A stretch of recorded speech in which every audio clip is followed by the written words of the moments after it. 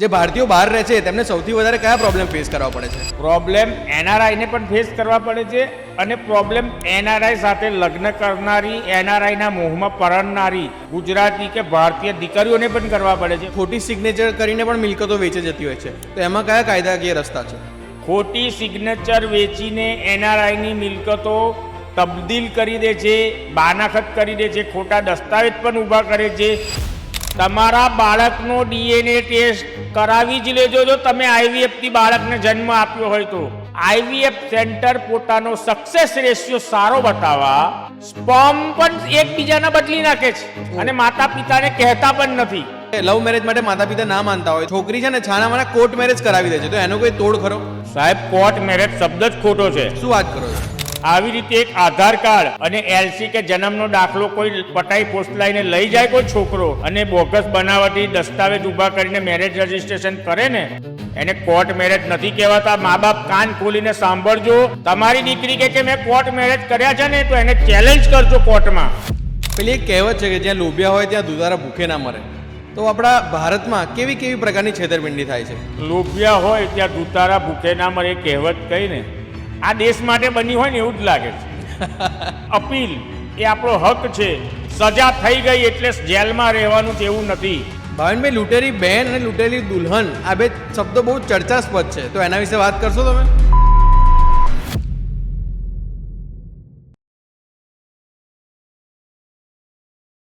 નમસ્કાર દોસ્તો, સ્વાગત છે તમારું આજના નવા ફ્રેશ એપિસોડમાં. હું ધવલ રાવલ સ્વાગત કરું છું તમારું ધ ગુજ્જુ નવરો યુટ્યુબ ચેનલ પર. આજે એક એવા મહેમાન છે જે પહેલા પણ આપણા મહેમાન બની ચૂક્યા છે, મિસ્ટર ભાવિન વ્યાસ. અગાઉના એપિસોડમાં તમે ખૂબ પ્રેમ બતાવ્યો. ભાવિનભાઈને એનઆરઆઈની ઇન્કવાયરી બહુ વધારે આવતી હતી, તો ભાવિનભાઈએ કીધું કે આપણે એનઆરઆઈ માટે એક સ્પેશિયલ એપિસોડ કરીએ. આ એપિસોડમાં અમે વધારે પડતા એનઆરઆઈના પ્રોબ્લેમ્સ વિશે વાત કરીશું. તો ચાલો આપણે ભાવિનભાઈ સાથે વાત કરીએ. કેમ છો ભાવિનભાઈ? બસ જોરદાર. મારે શરૂઆત ત્યાંથી જ કરવી છે કે જે ભારતીયો બહાર રહે છે તેમને સૌથી વધારે કયા પ્રોબ્લેમ ફેસ કરવા પડે છે? પ્રોબ્લેમ એનઆરઆઈને પણ ફેસ કરવા પડે છે અને પ્રોબ્લેમ એનઆરઆઈ સાથે લગ્ન કરનારી, એનઆરઆઈના મોહમાં પરણનારી ગુજરાતી કે ભારતીય દીકરીઓને પણ કરવા પડે છે. વાત આપણે ફ્લેશબેકમાં લઈ જવું. 2011 વકીલાતના 3 વર્ષ થયા હતા. 2008માં વકીલ બન્યો. 2011માં એક દીકરી,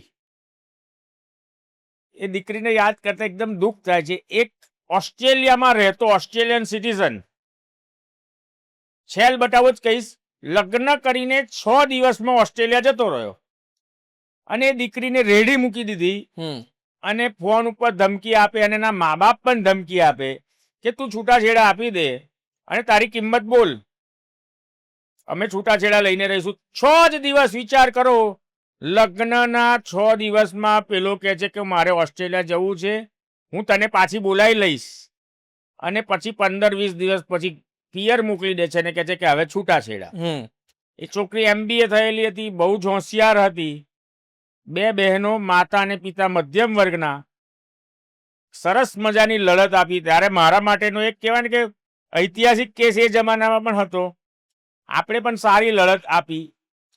જજ સાહેબ પાસે છોકરાના પિતાશ્રી સારી પોસ્ટ પર હતા, બેંકમાં હતા, કરોડોપતિ હતા.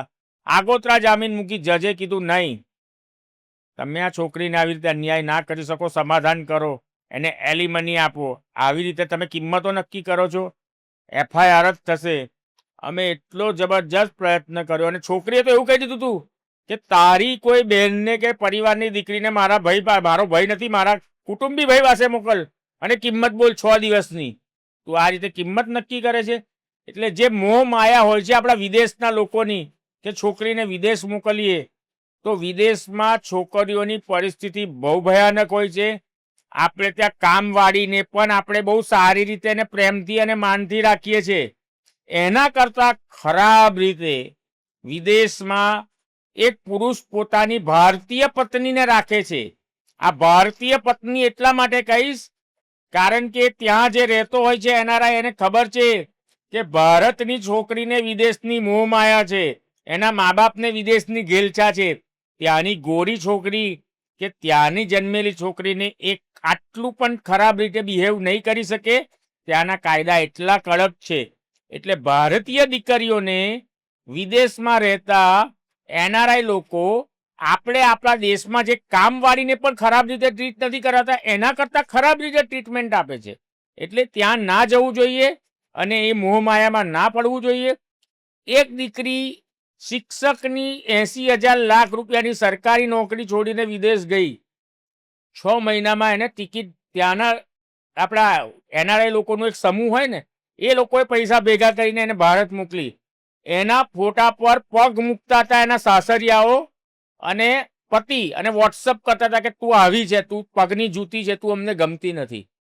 એટલે ખરાબમાં ખરાબ ટોર્ચર આપણી દીકરીઓનું ત્યાં થાય છે. આ એપિસોડ જોતા હોય ને 5-10% લોકો પણ નિર્ણય લે અને પોતાની દીકરીને વિદેશ ના મોકલે તો એમની દીકરી બચી જશે. બાકી ત્યાં જે સહન કરે છે ને, અત્યારે બી જો એપિસોડ જોતા હશે ને તો વિદેશમાં રહેતી દીકરીઓ સમજી શકશે મારી વાત, અને ત્યાં જે વહુ તરીકે રહે છે એમને બી ખબર છે કે કેવી રીતે રહેવું પડે છે. 2-2 કિલોમીટર ચાલીને તો કપડાં ધોવા માટે જવું પડતું હોય છે અઠવાડિયામાં એકવાર. આપણે ત્યાં ગામમાં જેમ કૂવો હોય ને, ત્યાં કપડાં ધોવા માટેના અલગ મશીન્સ હોય છે. ચાલતા ચાલતા કપડાં ઉચકીને જવાનું ને ધોવાના ને 2 કલાક રાહ જોવાની કે મશીનમાં ધોવાઈ જાય પછી ઉચકીને પાછા ઘરે લઈ જવાના. તમારા અનુભવમાં કોઈ એવો સામાન્ય પેટર્ન છે કે જે એનઆરઆઈમાં વધારે પડતા કેસ જોવા મળતા હોય? એનઆરઆઈ એટલે કેવું છે, આપણા દેશના એક માનસિકતા છે એનઆરઆઈ એટલે બહુ પૈસાદાર, એના માટે પૈસાની કિંમત નહીં. પણ જે વિદેશમાં રહે છે ને એને ખબર પડે કે ભાઈ હું એનઆરઆઈ છું તો મારી શું પરિસ્થિતિ છે.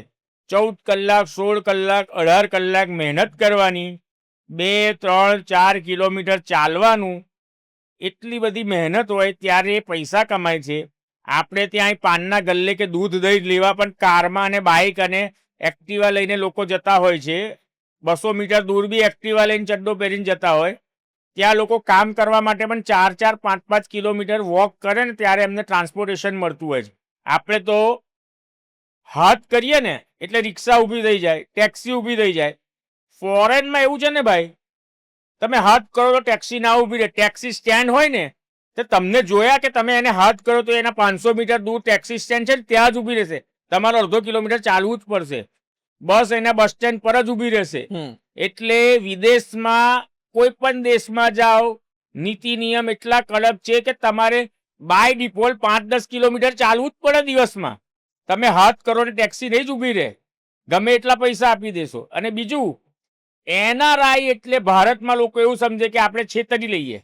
કોઈ પણ વિદેશી વ્યક્તિ હોય કે હું અમેરિકાથી આવ્યો કે હું ઓસ્ટ્રેલિયાથી આવ્યો, તે કોઈ પણ પ્રોફેશનલ્સને મળતો હોય, કોઈ પણ વ્યક્તિને મળતો હોય, એટલે જે 10 રૂપિયા લેતો હોય ને એના 10,000 જ લે. મારી પાસે એક કિસ્સો આવ્યો હતો એક એનઆરઆઈ બહેનનો. એમને મને ફોન કર્યો, અમેરિકા જતા.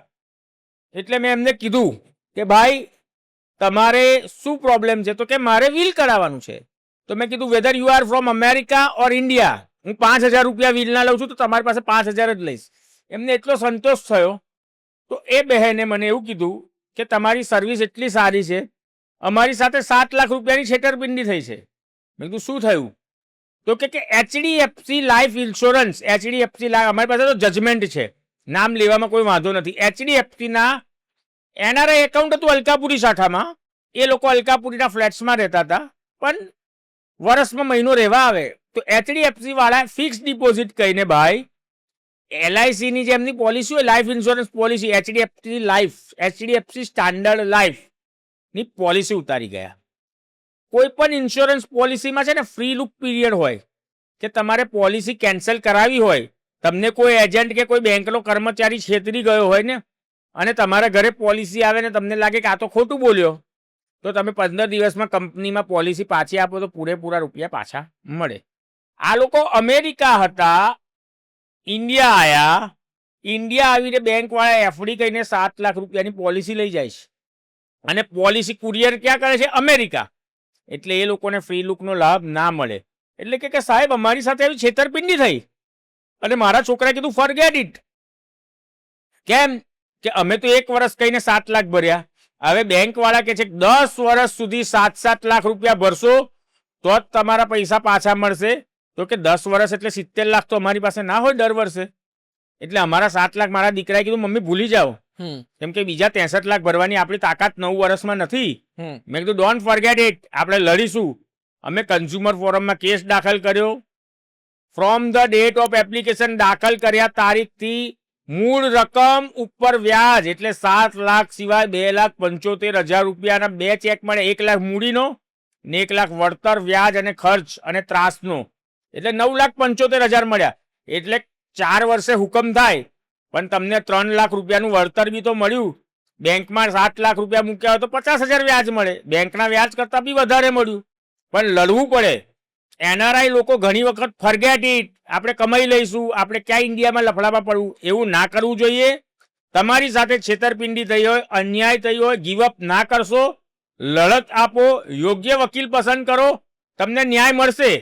અને ન્યાય તો આ દેશમાં મળે જ છે, વહેલો કે મોડો. પરંતુ કોઈ દિવસ ગીવઅપ ના કરશો. તમારી સાથે ખોટું થયું હોય તો લડજો. આ રીતે એનઆરઆઈને જમીનના પણ લફડા બહુ રહેતા હોય છે.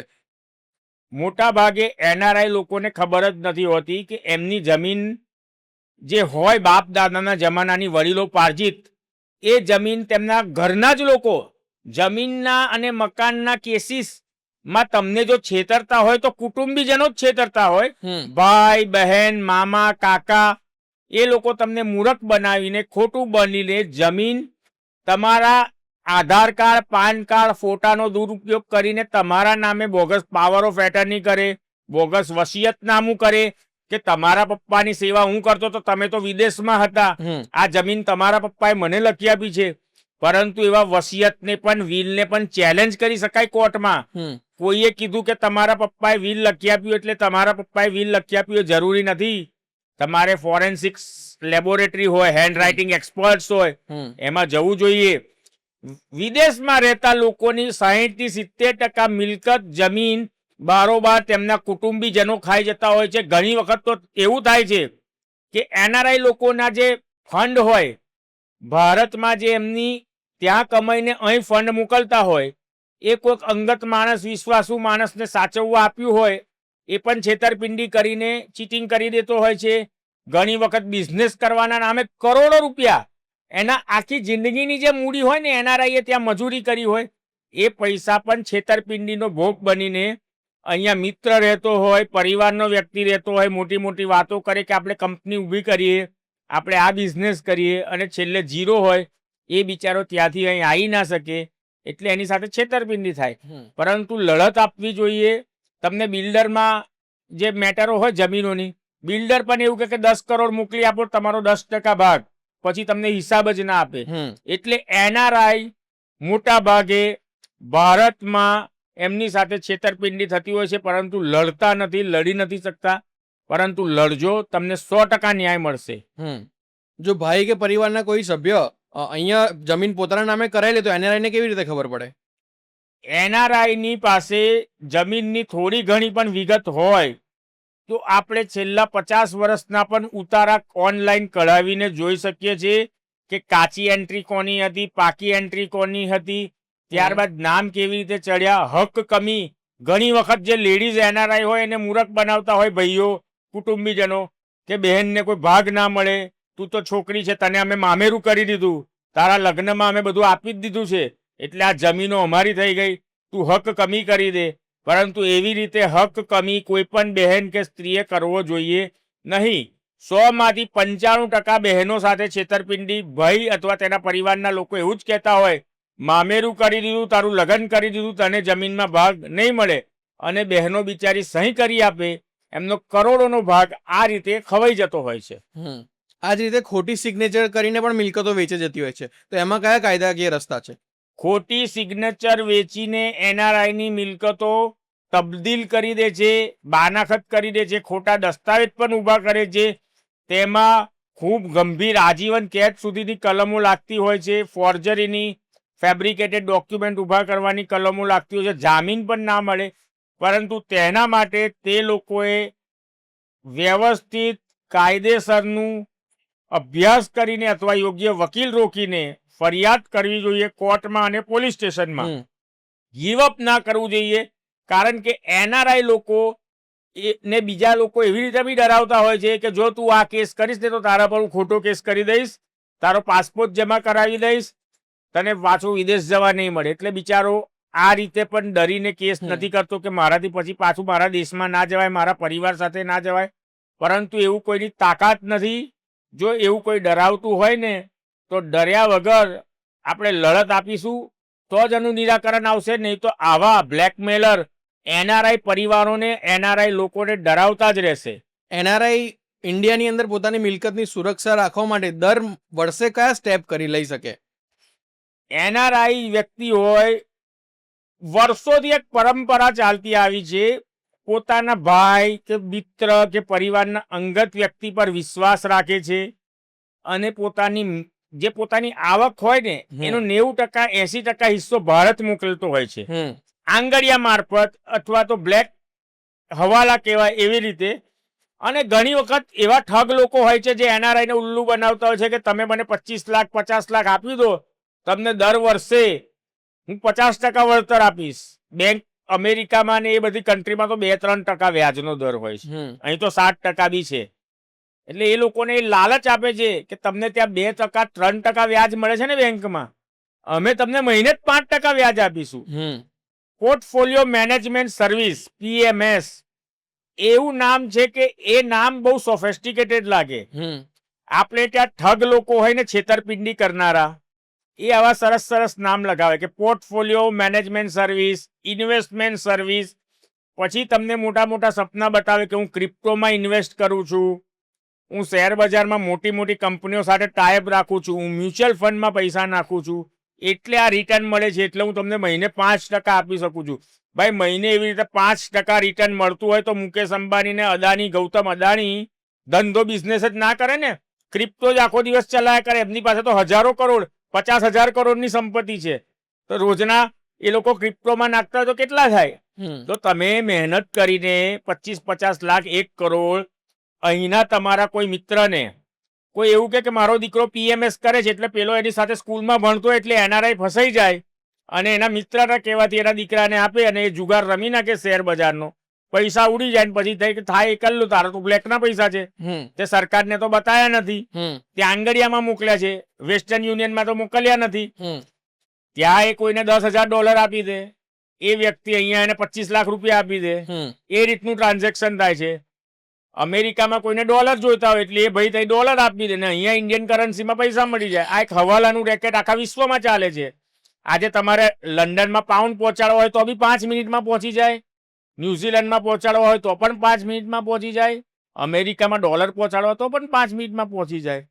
એટલે આ 2 નંબરનું હવાલાનું રેકેટ 1 નંબર કરતા 10 ગણું વોલ્યુમ એનું ટર્નઓવર વધારે હોય છે. પણ હવાલા ને આંગળિયા તો લીગલ છે ને? એમાં માલ સામાનની હેરફેર થઈ શકે, સોનું હોય એની હેરફેર થઈ શકે. આંગળિયા વાળા લાખ રૂપિયા કોઈકને આપવાના હોય તો 2 મીંડા ઓછા કરી નાખે. આંગળિયાનો ધંધો વર્ષોથી ચાલે છે, ક્યારેય કોઈ પકડાતું નથી. અને કેમ આંગળિયા વાળા ચૂંટણી ટાઈમે બંધ કરી દે છે આ કોઈને નહીં ખબર હોય. આંગળિયા પેઢી જે પણ રાજ્ય કે જે પણ લોકસભાની ચૂંટણી હોય તો આખા દેશમાં આંગળિયા બંધ થઈ જાય 15 દિવસ. શું કારણ? કેમ કે ઇલેક્શન કમિશન ઓફ ઇન્ડિયા અને એન્ફોર્સમેન્ટ ડાયરેક્ટર ને એ લોકોની નજર હોય કે ચૂંટણી સામે બ્લેકના પૈસા હોય, કાળા નાણાં ચૂંટણીમાં વધારે વપરાય. કેમ કે એક ઉમેદવારને 5 લાખનો જ ખર્ચ ચૂકવવાનો હોય, એટલી જ મર્યાદા હોય, પરંતુ એ 5 કરોડનો ખર્ચો કરતો હોય, એ બધા જ જાણે છે. ત્યારે આંગળિયાથી જ પૈસા પકડાતા હોય છે. આપણે જોયું જ હશે કેટલી આંગળિયા પેઢીમાં રેડ પડી છે ચૂંટણી ટાઈમે અને પૈસા પકડાયા છે. એટલે આંગળિયા પેઢી કેમ ચૂંટણી સમયે જ બંધ થઈ જાય છે? જે દેશની જે રાજ્યની ચૂંટણી હોય ને ત્યારે આંગળિયા પેઢી બંધ કરી દે આખા શહેરની. કેમ કે એ લોકોનો મોટા ભાગનો ધંધો જ હવાલા પર ને 2 નંબર પર હોય. ક્રિપ્ટો, USDT, તઈ બેઠા બેઠા તમને USDT મળી જાય અમેરિકામાં. અહીં 25 લાખ આપી તો 2 મિનિટમાં ત્યાં USDT મળી જાય.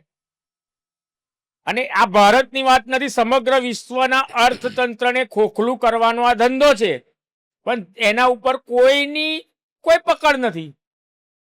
જેવી રીતે સાયબર માફિયાઓ છે, ડાર્ક વેબનો ઉપયોગ કરે છે. અમુક ઈમેલ વેબસાઇટ્સ છે જેના ઈમેલ બનાવો ને તો આપણી દેશની એજન્સી પણ નથી પકડી શકતી, ટ્રેસ જ નથી થતું. કેમ કે એમના સર્વર બહાર હોય ને એ લોકોને ભારતનો કાયદો લાગુ ના પડે. બીજું કે એનઆરઆઈ જે છેતરાય છે ને એ PMS સર્વિસ કહો કે પછી ઇન્વેસ્ટમેન્ટ સર્વિસ કહો કે ક્રિપ્ટો કહો કે USDT કહો, ઘણી વખત ત્યાં કોઈ $50,000 વહીવટ કરે નહીં, 50 લાખ એના પરિવારને મોકલવાનો હોય જમીન મકાનમાં ઇન્વેસ્ટ કરવા. અહીં પેલો માણસ ના આપે તો તમે કેસ જ નથી કરી શકતા, કારણ કે ટ્રાન્ઝેક્શન ત્યાં થયું હોય છે. ઘણી વખત તમે વિદેશમાં રહેતા હોય અને તમને એવી લાલચ ત્યાં વિદેશમાં રહેતો જ એનઆરઆઈ આપે કે તારી પત્નીને અહીં લાવવા છે, તારા બાળકોને અહીં લાવવા છે, ચલ 50 લાખ 70 લાખ આપી દે. પેલો મકાન અને સોનું ગીરવે મૂકી દે બિચારો, પણ પૈસા પેલાને પાછા બી ના મળે અને વિઝા બી ના થાય. તમને એક ખબર નથી, બહુ મોટું સ્કેમ વર્ષોથી ચાલે છે. કોઈ માણસ યુનાઇટેડ કિંગડમમાં રહેતો હોય 40, 45, 50 વર્ષનો, અહીંના વિઝા કન્સલ્ટન્ટ પાસે આવે, 22 વર્ષની છોકરી સાથે મેરેજ રજીસ્ટ્રેશન કરે, મેરેજ સર્ટિફિકેટ બનાવે, એને ત્યાં લઈ જાય, ત્યાં જઈને છૂટા થઈ જાય. ફરી એ જ માણસ 6 મહિને વર્ષે આવે, ફરી લગ્ન કરે, ફરી લઈ જાય. આ એક માનવ તસ્કરી છે. 30, 40 લાખ રૂપિયા એ એનઆરઆઈ અને વિઝાના જે એજન્ટ હોય એમના વચ્ચે ભાગ બટાઈ થતી હોય. ખૂબ મોટું કૌભાંડ છે. એવું જ અમેરિકામાં પણ થાય છે, ઓસ્ટ્રેલિયામાં પણ થાય છે કે અહીંની દીકરીઓને વિદેશ મોકલી દેવાની, કાં તો ત્યાંથી છોકરી આવે ને અહીંના દીકરાને એ કરી દેવાના. લોકો 50 લાખ રૂપિયા આપી દે છે અને 6 મહિને વર્ષે ત્યાં જઈને ડિવોર્સ કરી લે. બીજું તો ઘણા એનઆરઆઈ ને ખબર નથી. ઘણી દીકરીઓ અહીંથી લગ્ન કરીને જાય, ત્યાં જઈને પેલો છોકરો છૂટાછેડા આપી દે, કેમ કે ગર્લફ્રેન્ડ હોય જ. 100માંથી 95 એનઆરઆઈ છોકરાઓની ગર્લફ્રેન્ડ કે અફેર હોય, પણ મા બાપને સારું લગાડવા અહીં આપણી ભારતની દીકરીને જોડે અન્યાય કરીને લગ્ન કરતા હોય અને ત્યાં જઈને છૂટાછેડા લઈ લે, છોકરીને રઝળતી મૂકી દે. પરંતુ સુપ્રીમ કોર્ટે ચુકાદો આપ્યો છે કે ઇન્ડિયન સોઇલ પર જે લગ્ન થયા ભારતની ભૂમિ પર, એ છૂટાછેડા ભારતની કોર્ટમાં જ થવા જોઈએ. ફોરેનની કોર્ટોમાં થયેલા છૂટાછેડા ગેરકાયદેસર અને અમાન્ય છે. જેના લગ્ન ભારતમાં થયા એના છૂટાછેડા ભારતમાં જ થવા જોઈએ. વિદેશની ધરતી પર થયેલા છૂટાછેડાની કોઈ લીગલ એન્ફોર્સિબિલિટી નથી, કાયદેસરની કોઈ માન્યતા નથી. પરંતુ આ વસ્તુ કોઈને ખબર જ નથી હોતી, એટલે એનો બી લાભ ઘણા તક સાધુઓ લેતા હોય છે. મેં હમણાં તમારા એક ઇન્સ્ટાગ્રામ પર પોસ્ટ જોઈ હતી, એમાં તમે આઈવીએફ સેન્ટરના કૌભાંડ વિશે વાત કરી હતી. એ શું વાત હતી? આપણા દેશમાં આઈવીએફ સેન્ટર્સ એક ફ્રેન્ચાઇઝી મોડેલ પર ચાલે છે. મોટી મોટી કંપનીઓ ડોક્ટરોને ખરીદી લે છે અને આઈવીએફ સેન્ટર ઊભા કરે છે. અમદાવાદ, વડોદરા, સુરત, રાજકોટ 4 શહેરોમાં 100થી વધારે આઈવીએફ સેન્ટર હશે. એક આઈવીએફ સેન્ટરમાં 10 લાખ રૂપિયાથી લઈને 25 લાખ રૂપિયા સુધી એક બાળકની ડિલિવરીના લેવામાં આવે છે. પરંતુ એટલું મોટું કૌભાંડ ચાલે છે. જો આ વિડીયો જોતા હોય, આઈવીએફ થી ટ્રીટમેન્ટ કરીને બાળકનો જન્મ થયો હોય તમારા ઘરમાં, ડીએનએ ટેસ્ટ કરાવી લેજો. તમારા બાળકનો ડીએનએ ટેસ્ટ કરાવી જ લેજો જો તમે આઈવીએફ થી બાળકને જન્મ આપ્યો હોય તો. પોતાના સેન્ટરનો સક્સેસ રેશિયો સારો બતાવવા આ લોકો એટલી નીચ હરકત કરે છે. ડોક્ટર જેવા ડોક્ટર જેને ભગવાનનું નામ આપે છે, આઈવીએફ સેન્ટર પોતાનો સક્સેસ રેશિયો સારો બતાવવા સ્પર્મ પણ એકબીજાના બદલી નાખે છે અને માતા પિતાને કહેતા પણ નથી. એક કિસ્સો વડોદરાનો ખૂબ ગંભીર, હાઈકોર્ટ સુધી ગયો, પેપરોમાં આવ્યો છે, પણ લોકોને એટલી જાગૃતિ નથી. વડોદરાનું મોટામાં મોટું આઈવીએફ સેન્ટર, ઓલ ઇન્ડિયા લેવલનું આઈવીએફ સેન્ટર ને મોટામાં મોટા ડોક્ટર, 50 વર્ષની ડોક્ટર, એટલે 50 વર્ષથી એમની પ્રેક્ટિસ, વડોદરામાં મોટું નામ. મેં જ્યારે એમને કીધું કે કેમ આવું કરો છો, તો કે એ તો બાપ ના બની શકત, અમે તો એને બાપ બનાવ્યો બીજાનું સ્પર્મ લગાવીને. એટલે ડોક્ટરને ખબર હોય કે આના સ્પર્મ કાઉન્ટ એવા છે કે બાપ નહીં બની શકે, પણ એમનું સેન્ટરનું નામ ના બગડે એટલે બીજાના સ્પર્મ વાપરવાના, ડિલિવરી કરાવવાની, એમને ઉલ્લુ બનાવવાના ને 15-20 લાખ લઈ લેવાના.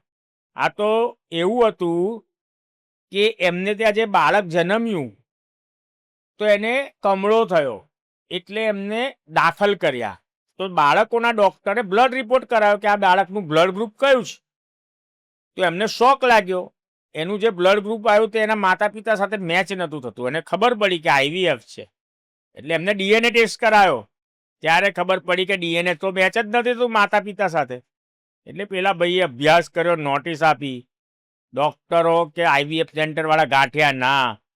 પછી વકીલ તરીકે ઇન્વોલ્વ થયા, અમે બધું જાણકારી લીધી. ડોક્ટર હાથ પગ જોડવા માંડ્યા. એમના પાછા માર્કેટિંગ મેનેજર હોય, એ કોન્ટેક્ટ કરે કે પતાવી દો. મેં કીધું નહીં પતે ભાઈ. પોલીસ સ્ટેશનમાં ગયા, લીગલી ગયા, બધું દબાઈ દીધું તો હાઈકોર્ટ ગયા. પરિવારના લોકો હાઈકોર્ટ ગયા ત્યારે સેન્ટર વાળાને ખબર પડી કે હવે લોચો પડી ગયો છે, અમે જેલમાં જઈશું. કેમ કે આ તો વિશ્વાસઘાત, છેતરપિંડી, ગુનાહિત કાવતરું. એમના ડોક્ટરનું લાયસન્સ સસ્પેન્ડ થાય, એમનું ફ્રેન્ચાઇઝીનું નામ બગડે. અત્યારે મોટી મોટી જાહેરાત આવે છે, લોકોને મૂર્ખ બનાવે છે કે 100% રેશિયો, પણ એકબીજાના સ્પર્મ કાઉન્ટ તમે બદલી નાખો ને રેશિયો. 70-75 લાખ રૂપિયા દિલ્હીની કોર્ટે ઓર્ડર કર્યા હતા. પેલા ભાઈ કે મને પણ આટલા જ રૂપિયા જોઈએ, કેમ કે એ બાળકી જન્મી, એના જેના સ્પર્મ લીધા એને કોઈ ગંભીર રોગ હોય અને આ દીકરી 5 વર્ષ પછી એવી બીમારીમાં સપડાય તો એ પૈસા કોણ ભોગવશે? એ ભાઈએ બહુ મોટો મુદ્દો ઉઠાવ્યો એના પિતાએ કે આ દીકરીને કંઈ થયું, જેનેટિકલ કોઈ રોગ આવ્યો, જેનું સ્પર્મ વાપર્યું છે. એટલે સેન્ટર વાળાને ખબર પડી અને ખૂબ મોટી રકમમાં સમાધાન થઈ ગયું. તેરી ભી ચૂપ મેરી ભી ચૂપ. હાઈકોર્ટમાંથી કેસ પાછો ખેંચાઈ ગયો, પોલીસ સ્ટેશનમાંથી કેસ પાછો ખેંચાઈ ગયો, બધા જ કમાયા હશે. પરંતુ આઈવીએફ સેન્ટરની પોલ બહાર તો આવી, પરંતુ દબાઈ ગઈ. પેપરોમાં આવ્યું, ન્યૂઝ ચેનલોમાં આવ્યું, હાઈકોર્ટની ટિપ્પણીમાં, યુટ્યુબ પર હાઈકોર્ટે જે લાઈવ કર્યું હતું એમાં પણ આવ્યું. મોટા મોટા વકીલો એમાં હાયર કરવામાં આવ્યા હતા. પરંતુ સેન્ટરનું નામ બહાર અમુક પેપરોમાં આવ્યું, અમુકમાં બચી ગયું. પરંતુ આ જ ધંધો ગુજરાતમાં અને ભારતમાં ચાલે છે. સક્સેસ રેશિયો પોતાનો સાબિત કરવા, કોઈનું સ્પર્મ કોઈનામાં, કોઈનું એગ કોઈનામાં. એટલે બાળકો આઈવીએફથી તમે ડિલિવર કર્યા હોય, જરૂરથી ડીએનએ ટેસ્ટ કરાવી લેજો, તો તમને મનમાં સંતોષ રહેશે. બાકી ખૂબ મોટું કૌભાંડ ચાલે છે. આપણે પ્રે કરીએ કે કોઈ ડીએનએ ટેસ્ટ કરાવે તો ડીએનએ મેચ થાય જ, પરંતુ જો ના થાય તો એમણે તરત પહેલું કયું પગલું લેવું જોઈએ? ડીએનએ મેચ ના થાય એટલે તાત્કાલિક આઈવીએફ સેન્ટરને લીગલ નોટિસ આપવી જોઈએ, પોલીસ ફરિયાદ કરવી જોઈએ અને હાઈકોર્ટ સુધી મેટર લઈ જવી જોઈએ. અને હું તો આજે બી કહું છું કે ઘણો મોટો રેશિયો હશે સેટિંગ કરીને આવી રીતે લોકોને મૂર્ખ બનાવવાનો આઈવીએફ સેન્ટરનો. જે એનઆરઆઈ બહાર રહેતા હોય પરંતુ ઇન્ડિયામાં આવે તો એમના જે અનહિતેચ્છુક લોકો હોય, જે દુશ્મન હોય, એ એમની પર કોઈ પણ કારણોસર પોલીસ કેસ કરી દેતા હોય છે કે જેથી એ વ્યક્તિ પાછો ના જઈ શકે. તો એવા પગલામાં શું કરી શકાય? એનઆરઆઈ ત્યાં 1 રૂપિયો કમાય એટલે ભારતના 100-110 રૂપિયા થાય. એટલે 10,000 કમાય તો અહીંના લાખ રૂપિયા થાય, બરાબર? અને 10 લાખ રૂપિયા થાય. 1,000 લાખ થાય, 10,000 10 લાખ થાય. એટલે આપણા કરતા બહુ આગળ છે. એટલે દરેકને આ વસ્તુ ખબર હોય. એટલે જેવો કોઈ વિદેશથી આવે એવી રીતે એના હિત શત્રુઓ હોય જ, એના પરિવારમાં હોય, પડોશમાં હોય. ઘણા તો હની ટ્રેપ કરતા હોય એનઆરઆઈ નું. એક એનઆરઆઈ હું જાણું છું, બહુ સીધો માણસ છે, ઉંમર લાયક છે, કોઈક વ્યક્તિને કેટલા વર્ષોથી સાચવે છે. એ વ્યક્તિ એનું હની ટ્રેપ કરવાનું પ્લાનિંગ કરે છે, એની વસ્તુઓ ચોરી લે છે. ઓન રેકોર્ડ પ્રૂફ થયું છે. હવે એનઆરઆઈ ને ખબર પડતા આઘાતમાં છે કે હું પણ આની સામે પોલીસ ફરિયાદ કરું. આવી રીતે મારી સાથે એના ઘરનું અનાજ અને એના પેટમાં અનાજ એ મારા પૈસાનું છે. એ એનઆરઆઈએ એ શબ્દો વાપર્યા કે અત્યારે એના પેટમાં અનાજ છે એ મારા પૈસાનું છે, એના ઘરમાં જે અનાજ છે તે મારા પૈસાનું છે. તેમ છતાં છોકરી મારા માટે હની ટ્રેપ વિચારતી હોય તો ખોટું છે. એટલે એનઆરઆઈ ઇન્ડિયા આવે ને તો એને બહુ સાચવવું જોઈએ. ઘણા મિત્રો એને આડા રસ્તે લઈ જતા હોય છે. ઘણી વખત ડ્રિંક એન્ડ ડ્રાઈવમાં એક દીકરી હતી 20-22 વર્ષની, ડ્રિંક એન્ડ ડ્રાઈવમાં એનો બોયફ્રેન્ડે ડ્રિંક કર્યું અને એક જણને ફેટલ કરી દીધું. એ દીકરી આજે પણ વિદેશ નથી જઈ શકતી ભણવા માટે. એ તો સાથે બેઠી હતી પણ એને પણ સહ આરોપીમાં કે ભાઈ તે બી ડ્રિંક તો કર્યું હતું જ ને. એટલે એનઆરઆઈ અહીં આવે ગુજરાતમાં તો એને કાયદેસર રીતે રહેવું જોઈએ. કોઈ તમને લાલચ આપે છોકરીની, દારૂની, નશાની, પાર્ટીની, તો એનાથી દૂર રહેવું જોઈએ. ડ્રિંક એન્ડ ડ્રાઈવ ના કરવું જોઈએ. કોઈ એવા કામ ના કરવા જોઈએ. અથવા તમને કોઈ એવું કહી દે કે આ જમીન લઈ લો, સસ્તામાં છે, કે સોનું સસ્તામાં અપાઈ દઉં, તો ભાઈ ચોરીનું સોનું પણ હોઈ શકે, તમે ચોરીના કેસમાં પણ જઈ શકો. જમીન પણ કોઈક 2 નંબરની હોય, કોકનું બાનાખત થયેલું હોય, કોકનું ડમી કાગળ ઊભું કરેલું હોય, એનઆરઆઈને ના ખબર હોય. કેટલા એનઆરઆઈ આવી રીતે જેલમાં સડે છે, અથવા તો ભારતની બહાર નથી જઈ શકતા. થોડીક લાલચ, એના કારણે એનઆરઆઈની જિંદગી બરબાદ થઈ જાય છે. ઘણી વખત કોઈનું ભલું કરવામાં પણ એનઆરઆઈને ભોગવવાનો વારો આવતો હોય છે. અને મોટા ભાગે એનઆરઆઈની સાથે જેટલી પણ છેતરપિંડી થઈ છે, 100માંથી 98% એનઆરઆઈ કોઈ લીગલ એક્શન નથી લેતા. એટલા બધા એ લોકો ડરેલા હોય છે. એટલે જ આપણી ઈચ્છા છે કે એનઆરઆઈને ત્યાં જઈને એમની સમસ્યા સાંભળીને એમના દેશમાં એમને આપણે મદદ કરીશું, વિશ્વાસ અપાઈશું ને એમને ન્યાય પણ અપાવીશું. સ્પેશિયલી એનઆરઆઈ લોકોને આ દેશમાં વકીલ પાસે જાઓ, ડોક્ટર પાસે જાઓ, કોઈ પણ પાસે જાઓ તો એમને ડર લાગતો હોય છે. ડોક્ટરને કહીશ તો 2 રોગ વધારે બતાવીને પૈસા લૂંટી લેશે. એમના મગજમાં હોય છે જ. દે નો વેરી વેલ કે એનઆરઆઈ કહીશ ને એટલે પતી ગયું. એટલે ઘણી વખત તો કોઈ એનઆરઆઈ આવે છે ઇન્ડિયા તો એવું બતાવતા નથી કે ભાઈ હું એનઆરઆઈ છું. એવું મેં જોયેલું છે. એ લોકો એવું ઇન્સિસ્ટ જ નથી કરતા, એ અહીંના છે એવું જ બતાવે. કેમ કે એમને ખબર છે કે એનઆરઆઈ શબ્દ કહીશ એટલે મારી કિંમત વધી જશે. એટલે એમાં બદલાવની જરૂર છે. એના માટે આપણે પણ એનઆરઆઈને યોગ્ય માર્ગદર્શન, યોગ્ય સલાહ અને એમને ભરોસો જીતવો જરૂરી છે. એમની સાથે બહુ છેતરપિંડી થઈ છે, એમની સાથે બહુ અન્યાય થયા છે. એટલે એમને ખરેખર તો એ આપણા દેશ માટે ગૌરવ છે. ભારતની બહાર રહેતા ભારતીય એ આપણા દેશનું ગૌરવ છે. એમની સાથે છેતરપિંડી ના કરવી જોઈએ, એમને ન્યાય અપાવવો જોઈએ. બીજું કે ઘણા એનઆરઆઈને પોક્સોના કેસમાં પણ ફસાવવામાં આવે છે. આજે હું એવા એટલા એનઆરઆઈને પણ જાણું છું કે ઘરના ઝઘડા હોય, ઉંમરલાયક એનઆરઆઈ હોય, 5-7 વર્ષની છોકરીને હડપલા કર્યા એમ કરીને પણ એનઆરઆઈના ઉપર કેસ કરવામાં આવે છે. અને પોક્સો એવો કાયદો છે આ દેશમાં, બાળકો, કુંબળી વયના બાળકોને રક્ષણ આપવા પોક્સો કાયદો બન્યો. એમાં ઓછામાં ઓછી સજા 20 વર્ષની છે. અને એ 20 વર્ષની સજાથી લઈને છેલ્લા શ્વાસ સુધીની સજા.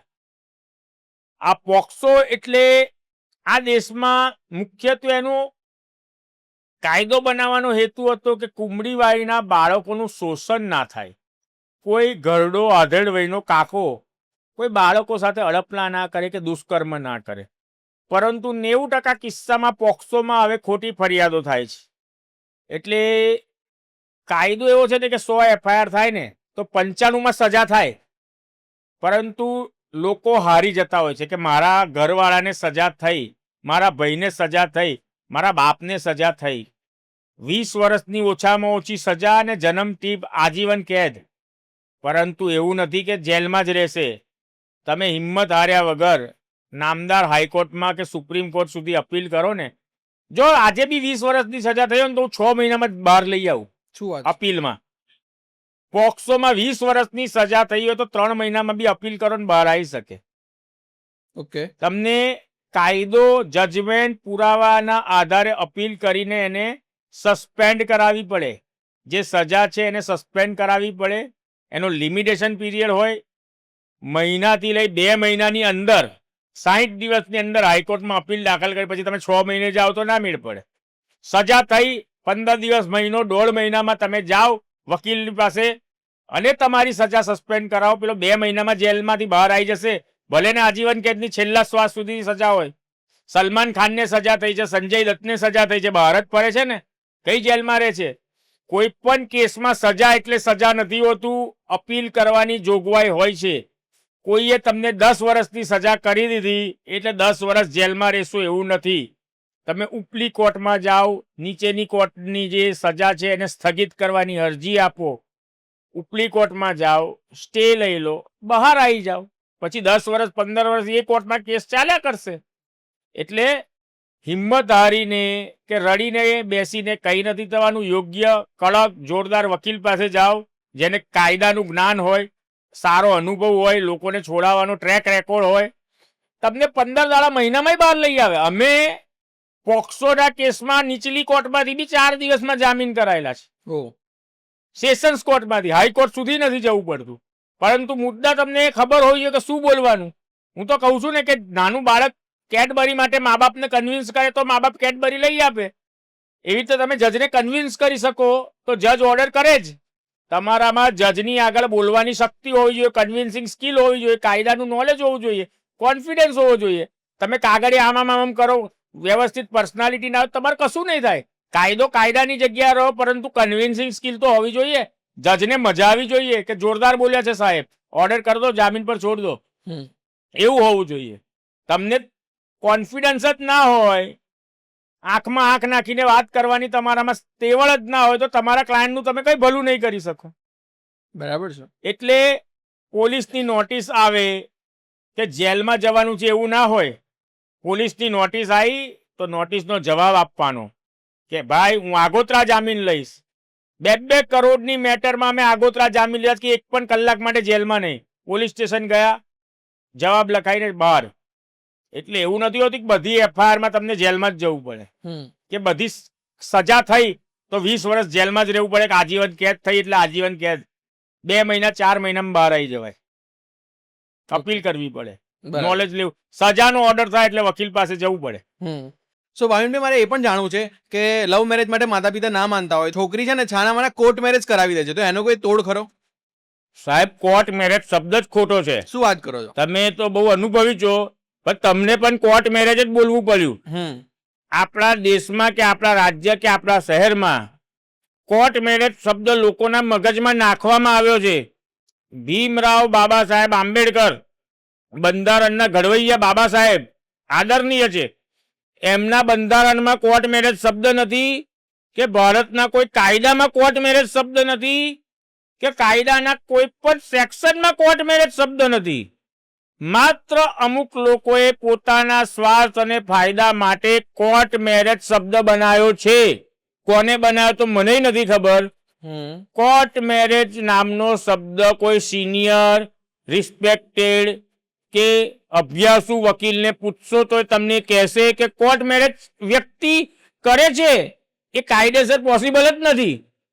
હિન્દુ વ્યક્તિ લગ્ન કરે ને તો હિન્દુ મેરેજ એક્ટ હેઠળ કરે, અને હિન્દુ મેરેજ એક્ટમાં લગ્ન માટે ફરજિયાત શરત શું છે? સપ્તપદીના ફેરા. A marriage without saptapadi is null and void. 2 Hindu લગ્ન કરે અને ફેરા ના ફર્યા હોય ને તે લગ્ન જ નથી. હવે મુસ્લિમમાં નિકાહ નામું હોય, ક્રિશ્ચિયનમાં બાપ્ટિઝમનું સર્ટિફિકેટ આપે, એક રૂઢી કસ્ટમ્સ. પરંતુ સ્પેશિયલ મેરેજ એક્ટ હેઠળ હિન્દુ મુસ્લિમ, મુસ્લિમ ક્રિશ્ચિયન કે હિન્દુ ક્રિશ્ચિયન ના લગ્નની નોંધણી થાય છે સબ રજિસ્ટ્રાર ઓફ મેરેજ. જે આપણા દસ્તાવેજની નોંધણી થાય ને એવી રીતે એક ઓફિસ હોય, ત્યાં અરજી કરવાની. અરજી કરો પછી એ લોકો 30 દિવસનો સમય આપે, નોટિસ મૂકે બહાર. કોઈ ઓબ્જેક્શન ના આવે તો સર્ટિફિકેટ આપે. એ સ્પેશિયલ મેરેજ એક્ટ હેઠળનું લગ્ન છે. પરંતુ કોર્ટ મેરેજ શબ્દ જ ખોટો. લોકો કોર્ટ મેરેજના નામે લાખો રૂપિયા દલાલો, બહાર જે ટાઉટ કહીએ વકીલોની ભાષામાં, બહાર રખડતા દલાલો, એનઆરઆઈ લોકો આવે ને તો કે કોર્ટ મેરેજ કરવું જ, પછી મારી દીકરી વિદેશ જતી રહે, પછી 5 વર્ષે પાછા આવીને ધામધૂમથી લગ્ન કરીશું, તો પેલો 5 લાખ રૂપિયા બી લઈ લે છે કોર્ટ મેરેજના નામે. ખરેખર મેરેજ રજીસ્ટ્રેશન સર્ટિફિકેટ જ ઇસ્યુ થતું હોય, અને તે બી કેવી જગ્યાએ? તલાટી 2000 રૂપિયા લઈને ઇસ્યુ કરે. જે ગામની વસ્તી 500 લોકોની હોય ને ત્યાં વર્ષે 5000 લગ્ન નોંધાય, અને એ કૌભાંડ સરકારે પકડ્યું છે. બીજું, લગ્ન નોંધણી વખતે કંકોત્રી મૂકવાની હોય, પરંતુ પોતાની સહુલિયત ખાતર, આપણે એનઆરઆઈની જ વાત કરીએ છીએ આજે. એક એનઆરઆઈના કિસ્સામાં થયું હતું, લગ્ન વડોદરામાં થયા. એમ્બેસીમાં અમેરિકામાં ક્વેશ્ચન કર્યો વહુને, where are you getting marriage? પેલી વડોદરાનું સરનામું જ કે મારા લગ્ન વડોદરામાં થયા, આ હોલમાં થયા. મેરેજ રજીસ્ટ્રેશન સર્ટિફિકેટમાં કોઈ કાયદા નિષ્ણાત વકીલ હોય, જુનિયર હોય, સ્ટુડન્ટ હોય, એના વિશે હું કોમેન્ટ નહીં કરું, કોને બનાવ્યું આપણને ના ખબર હોય. પોતાની સહુલિયત ખાતર તલાટી પાસે કોઈ ગામડામાંથી કરાયું. હું તમને એનું આખું લોજિક કહું. ગુજરાત મેરેજ રજિસ્ટ્રેશન એક્ટ 2008, કદાચ વર્ષ હું તો મને યાદ જ છે, બરાબર જ બોલું છું, પ્લસ માઇનસ હોય તો માફ કરજો. ગુજરાત મેરેજ રજિસ્ટ્રેશન એક્ટ 2008, જ્યાંથી લગ્ન કમ્પલસરી થયા ને ભાઈ, લગ્ન નોંધણી, એમાં એક કાયદામાં બહુ મોટી ઘણા લોકોને આ બધું કામનું છે. વિડીયો જોજો ને શેર કરજો. વડોદરાની હદમાં લગ્ન થાય તો નોંધણી વડોદરા થાય, પાદરામાં લગ્ન થાય તો નોંધણી પાદરામાં થાય, નડિયાદમાં લગ્ન થાય તો નોંધણી નડિયાદમાં થાય, પીજમાં લગ્ન થાય તો પીજમાં થાય, આણંદમાં થાય તો આણંદમાં થાય, ઓળમાં થાય તો ઓળમાં થાય. સમજી ગયા ને? જ્યુરિસ્ડિક્શન, જે વિસ્તાર, જે શહેરમાં લગ્ન થાય ને એની નોંધણી ત્યાં થાય. પણ ખેલાડી લોકો હોય, પોતાની સહુલિયત માટે ગામડાઓમાં લગ્ન નોંધણી કરાવી દે. જે બેનના વડોદરામાં લગ્ન થયા હતા, કંકોત્રી વડોદરાની, એમ્બેસીમાં તો બધું અમેરિકાની એમ્બેસીમાં ફાડી કાઢે. પેલી બેને તો કીધું મારા લગ્ન તો વડોદરામાં ભાઈ કાકા પાર્ટી પ્લોટમાં થયા હતા. એમ્બેસીએ સર્ટિફિકેટ જોયું, ગુનો દાખલ કરાયો, FIR થઈ. મેરેજ રજિસ્ટ્રેશનમાં વાઘોડિયાના કોઈ ગામડાનું પીપળિયાનું સર્ટિફિકેટ બનાવી આપ્યું હશે કોઈ કાયદા નિષ્ણાતશ્રીએ. વકીલ હોય એવું જરૂરી નથી. દલાલો, ઇન્ટર્ન્સ, બધા બહુ લોકો લગ્ન નોંધણી કરાવતા હોય છે. એટલે કોઈ કાયદાના નિષ્ણાત જ હોય કે જેનું બિચારાનું લગ્ન વડોદરા થયું, એનું રજિસ્ટ્રેશન પીપળિયા કરાયું, છોકરી બોલી મારું લગ્ન વડોદરા થયું, સર્ટિફિકેટ ખોટું હતું. સર્ટિફિકેટ ખોટું, ગુનો કેમ દાખલ થયો એ પણ કહું. લગ્ન નોંધણી માટે અરજી કરો ને તો કંકોત્રી આપવી પડે. હવે લગ્ન વડોદરામાં જોઈએ તો વાઘોડિયામાં તમે કંકોત્રી તો આપી ના શકો, એટલે એક સોગંદનામું આપે, અમારા લગ્ન વાઘોડિયાના મહાદેવના મંદિરે, માતાજીના મંદિરે સાદાઈથી થયા. નીચે લખે કે ખોટું સોગંદનામું કરવું ગુનો છે, એની અમને જાણ છે. લગ્ન સર્ટિફિકેટ બનાવનારને જેલ ના થાય. બિચારા હસબન્ડ વાઈફ ઉપર ગુનો દાખલ થયો. આજુ બી એ બૈરી અમેરિકા નથી જઈ શકી. એટલે ધ્યાન રાખવાનું, આપણે જીવનમાં ભલે 2 દિવસ મોડું થાય, સાચું જ કામ કરવાનું. આમાં ફરી NRI ફસાઈ ગયા કોઈ ભારતના દલાલની ભૂલથી. પેલાને વિદેશ જવાનું તો પેટ ભરીને 50,000 લાખ રૂપિયા લઈને એવું કે 2 કલાકમાં મેરેજ સર્ટિફિકેટ, લાખ રૂપિયા આપો, પેલો આપી દે. આવી ભૂલ કરે. બરોડામાં તમારે મેરેજ રજિસ્ટ્રેશન કરાવવું હોય ને, ઓનલાઈન એપોઇન્ટમેન્ટ લેવી પડે, રૂબરૂ જવું પડે, પોસ્ટમાં તમારે સર્ટિફિકેટ આવે, 10 દિવસ લાગે, પણ એ વેલિડ કાયદેસર કહેવાય. આવી રીતે બોગસ તમે તાત્કાલિક કલાકમાં લઈ આવો તો જેલમાં બી જવું પડે. એટલે એ ધ્યાન રાખવાનું. ને બીજું ધ્યાન એ કે હિન્દુ લગ્ન, કોઈની દીકરી આવી રીતે એક આધાર કાર્ડ અને LC કે જન્મનો દાખલો કોઈ પટાઈ પોસ્ટલાઈને લઈ જાય કોઈ છોકરો, અને બોગસ બનાવટી દસ્તાવેજ ઊભા કરીને મેરેજ રજિસ્ટ્રેશન કરે ને, એને કોર્ટ મેરેજ નથી કહેવાતા. મા બાપ કાન ખોલીને સાંભળજો. તમારી દીકરી કે મેં કોર્ટ મેરેજ કર્યા છે ને, તો એને ચેલેન્જ કરજો કોર્ટમાં. એને ચેલેન્જ કરજો ગાંધીનગર રજિસ્ટ્રાર પાસે. એને ફેરા નહીં ફર્યા હોય. આ લે ભાગુ લવ મેરેજ કરાવનારા 7 ફેરા નથી પડતા. ખોટી રીતે સર્ટિફિકેટ લઈ આવે છે, એ છોકરી તે સહી કરવાય નથી જતી. એટલે કોર્ટ મેરેજ જેવું છે નહીં. લાળ કોળ પ્રેમથી ઉછેરેલી આપણી દીકરી 18 વર્ષની થાય અને કોઈ છેલ બટાવ યુવક ભગાડીને લઈ જાય ને, તો હાથમાં હાથ રાખીને નહીં બેસી રહેવાનું. ચેલેન્જ કરજો. કોર્ટ મેરેજ આપણા દેશમાં અસ્તિત્વમાં જ નથી. લડજો. પેલી એક કહેવત છે કે જ્યાં લોભિયા હોય ત્યાં દુધારા ભૂખે ના મરે. તો આપણા ભારતમાં કેવી કેવી પ્રકારની છેતરપિંડી થાય છે? આપણા દેશમાં તો બધા બહુ લોભિયા છે. તમે લોભિયા હોય ત્યાં દુધારા ભૂખે ના મરે કહેવત કહીને આ દેશ માટે બની હોય ને એવું જ લાગે છે. કોઈ વ્યક્તિ પાસે છે ને ખિસ્સામાં પૈસા ના હોય, લોન અપાવી દઈશ કોઈ પણ જાતના ડોક્યુમેન્ટ વગર, એવી પેપરમાં જાહેરાતો બહુ આવે, ઇન્સ્ટાગ્રામ ફેસબુક પર બી આવે. કોઈ પણ પુરાવા વગર લોન. એટલે પેલા ગરીબ ભાઈ જેના ખિસ્સામાં 100 રૂપિયા ના હોય એ એજન્ટ પાસે જાય. એજન્ટ એમને કહે કે ભાઈ તારે લોન જોઈએ છે ને, તારી લોન થઈ જશે 10 લાખ રૂપિયાની, પ્રોસેસિંગ ફી આપવી પડશે 5,000. એટલે પેલો ગમે ત્યાંથી 5,000 રૂપિયા એજન્ટને આપે. એટલે એજન્ટને લાગે કે 5,000 આવ્યા ને, હવે આપણો બકરો ફીટ. એટલે પછી કહે છે કે હવે સ્ટેમ્પ પેપર ને બધું એગ્રીમેન્ટ કરવાના ને હોય ને લોનના, એટલે બીજા 50,000 તો જોઈશે અને સાહેબ જો સેટિંગ કરવાનું. એટલે તું લાખેક રૂપિયા લઈએ એટલે પેલો સોનું ગીરવે મૂકશે, 20% વ્યાજે ભરવાડ પાસે જશે, કોઈ બાપુ પાસે જશે, કોઈ સાહેબ પાસે જશે, કોઈ કર્મચારી અધિકારી પાસે જશે, લાખ રૂપિયા 20% વ્યાજે લઈ આવશે કે લોન તો 10 લાખ આવે જ છે ને 15 દાડામાં, એને આપશે. આવી રીતે છેતરાતો જશે ને પછી 2-4 મહિને ખબર પડશે કે આ તો પાટિયા પડી ગયા.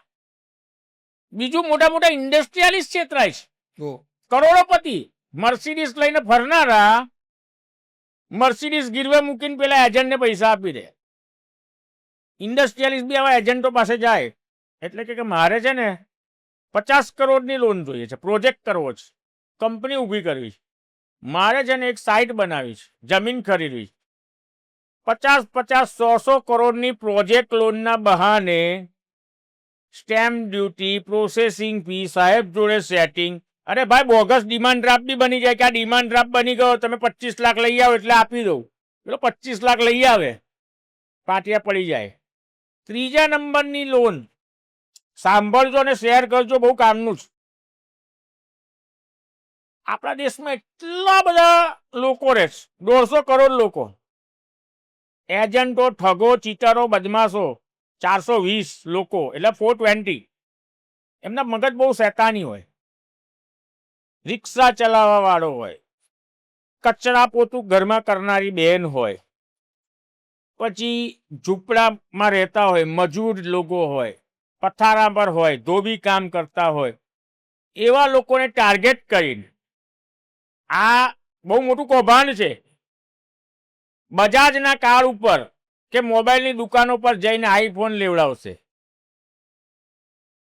એમના આધાર કાર્ડ, પાન કાર્ડ, લાખ રૂપિયાનો ફોન લઈ લેશે. કટિંગનો માલ કહેવાય એને. 80,000નું ફ્રીજ લેશે, એ જ શોરૂમ વાળો પેલાને 40,000 રૂપિયા રોકડા આપશે અને પેલો એને 10,000 આપશે. પેલાને તો 10,000 મળી ગયા એટલે એનું કામ થઈ ગયું. આખું નેક્સસ ચાલે છે. 1-2 હપ્તા પેલો ભરશે બી, પછી એના ઘરે નોટિસો આવશે, રિકવરી વાળા આવશે. વડોદરામાં આવા ચીટરો એટલા બધા કૌભાંડ કર્યા છે. ઘેર ઘેર હેન્ડબિલ નાખે કે વગર તમને ઇન્કમ પ્રૂફમાં લોન. પેલો જાય ને અભણ માણસ એટલે એને કે આધાર કાર્ડ, પાન કાર્ડ આપો. મોબાઈલની ને ફ્રીજની ને એસીની લોન તો આધાર કાર્ડ, પાન કાર્ડ પર જ થઈ જાય, કશું જોઈએ ને બેંકની પાસબુક આપો. એટલે કે પહેલા આવી લોન લેવી પડે, પછી તારી 10 લાખની પર્સનલ લોન થાય. એટલે પેલો બિચારો સંયોગ કરી આપે, પેલા જોડે આઈફોન લઈને કટિંગમાં વેચી દે, પૈસા લઈ લે, 1-2 હપ્તા ભરે. 200-500-1000 લોકોને આવી રીતે કૌભાંડ કરે 3-4 મહિનામાં, દુકાન બંધ કરીને જતો રહે. આ લોનનું કૌભાંડ. બીજું વિઝાનું કૌભાંડ. આપણા લોકોને વિદેશ જવાની બહુ ઘેલછા. ઘર ગીરવે મૂકશે, સોનું ગીરવે મૂકશે, જમીન ગીરવે મૂકશે, 20% વ્યાજે પૈસા લાવશે, ગાડી ગીરવે મૂકશે, પણ એજન્ટને આપશે. આપણે ત્યાં દરેક પોશ એરિયામાં આખા ગુજરાતમાં મોટી મોટી પોશ ઓફિસો ખોલે. એજન્ટ શરૂઆતમાં ફાઇલિંગ ચાર્જ માંગશે, આ ચાર્જ માંગશે, તે ચાર્જ માંગશે, પછી ઉપર મોકલવાના 20 લાખ રૂપિયા માંગશે. એમ કરતા કરતા ઉપરવાળો ભાગી જાય એટલે તમારા પૈસા બી ગાયબ. દર મહિને 50-60 કરોડ રૂપિયાનું કૌભાંડ હોય છે. FIR થતી નથી. એક પોલીસ સ્ટેશન વાળાએ તો 30 લાખ રૂપિયાના છેતરપિંડીના કૌભાંડમાં ફરિયાદીને એવી સમજ યાદી આપી કે આ તો સિવિલ નેચરનો ગુનો છે, તમે આગળ ફરિયાદ કરવી હોય તો કોર્ટમાં જાઓ. કેમ? ખરેખર તો વિશ્વાસઘાતને છેતરપિંડી હતી. વિદેશ મોકલવાના બહાને પૈસા તો લીધા, વિદેશ ના મોકલ્યા એટલે પેલો રોજ એના થઈ જતો હોય. એટલે ખેલ શું ઉભો કર્યો? વકીલ સાહેબ તો બધા હોશિયાર હોય. જેને પૈસા આપ્યા એ ફરિયાદી, જેને ચીટિંગ કર્યું એ આરોપી. બેવ જણનું એક એગ્રીમેન્ટ બનાવી દીધું, ચેક આપી દીધા કે તમને આ પૈસા આપીશું. ચેક બાઉન્સ થયા એટલે પોલીસ ફરિયાદ કરી. એટલે વકીલ સાહેબ અને પેલો એજન્ટ, આ તો અમારા વચ્ચે કરાર થયો છે, આપીશું. જ્યારે કોઈ કરારની વાત આવે એટલે સિવિલ કોન્ટ્રાક્ચ્યુઅલ ઓબ્લિગેશન, કરારનું કોઈ પણ વસ્તુ હોય ને જે ઓબ્લિગેશન આવે એ ક્યાં હોય? સિવિલ કોર્ટમાં જવું પડે. એટલે પોલીસે તો એમની રીતે બરાબર કીધું. એટલે આવું પણ થતું હોય કે ભાઈ આ ક્રિમિનલ મેટરને સિવિલમાં કન્વર્ટ કરી નાખે, કેમ કે એજન્ટ અને આ બધા આરોપીઓને તો બધા બહુ અનુભવ હોય કે શું કરવાનું છે. એટલે આવી રીતે લોનના કૌભાંડ છે, વિઝાના કૌભાંડ છે, સસ્તું સોનું અપાઈ દઉં, સસ્તી જમીન અપાઈ દઉં, સસ્તા મકાન અપાઈ દઉં, પછી તમારી ગાડી ભાડે મૂકવી, રોજ 2000 રૂપિયા આપીશ, ગાડી મને આપી દો, બીજો 5 ગાડી લઈ આવે લોન પર, પછી ગાડી વેચે દે બીજે. એવા બી કૌભાંડ થાય છે. આપણને દયા આવે.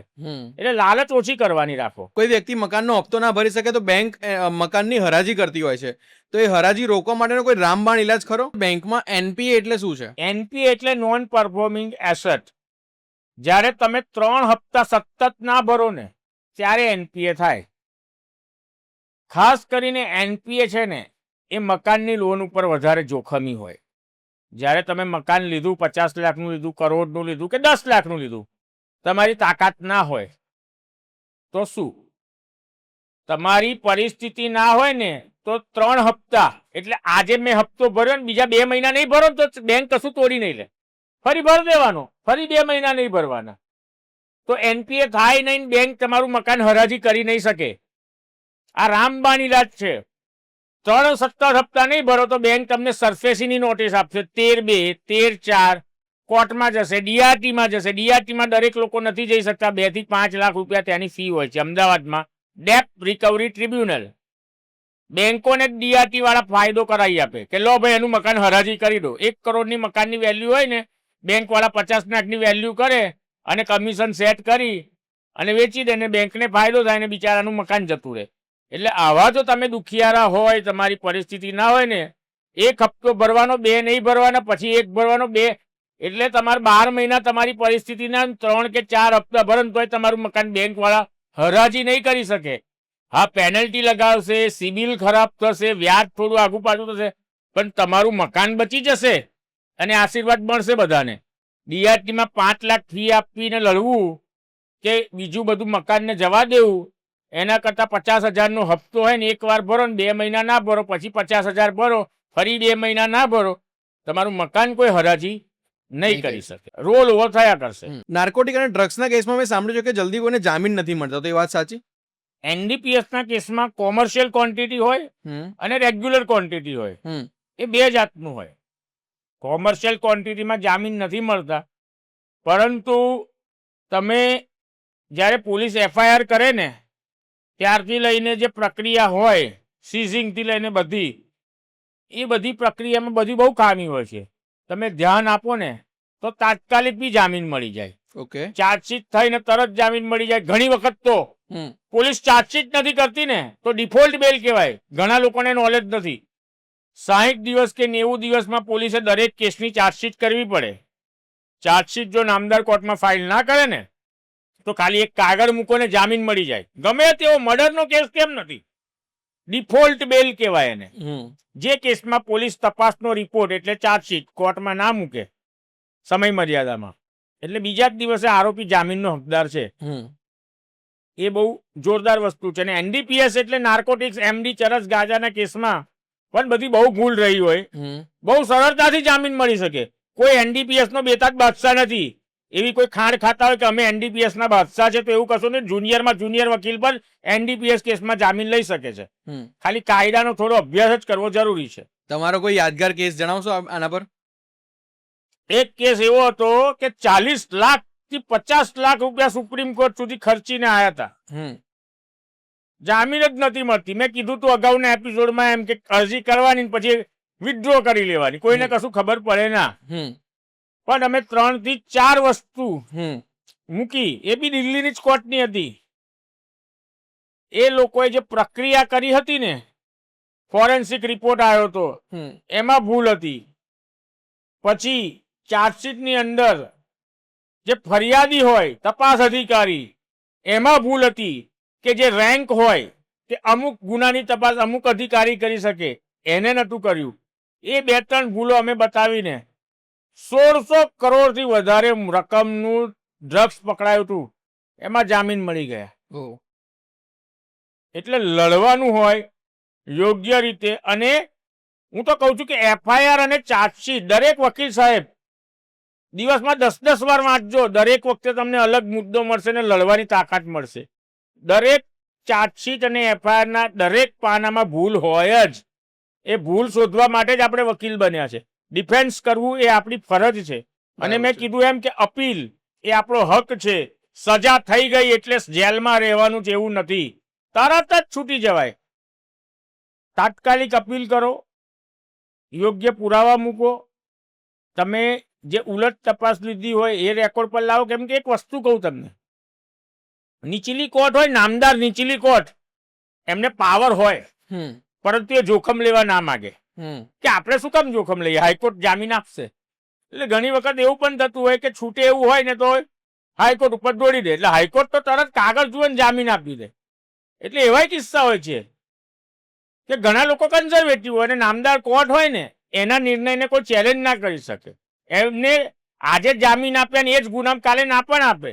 કેમ કે એમના દરેક ચુકાદા એમના પોતાના વિવેકાધીન હોય, ડિસ્ક્રિશનરી પાવર હોય, એમના વિવેક બુદ્ધિ ઉપર આધાર રાખે છે. આજે આપવું છે કાલે નથી આપવું તો કોઈ એમને ક્વેશ્ચન ના કરી શકે. એને ચેલેન્જ કરી શકાય, અપીલ કરી શકાય, ક્વેશ્ચન ના કરી શકાય. બરાબર છે. ભાવિનભાઈ, લૂંટેરી બહેન અને લૂંટેરી દુલ્હન આ બે શબ્દો બહુ ચર્ચાસ્પદ છે, તો એના વિશે વાત કરશો તમે?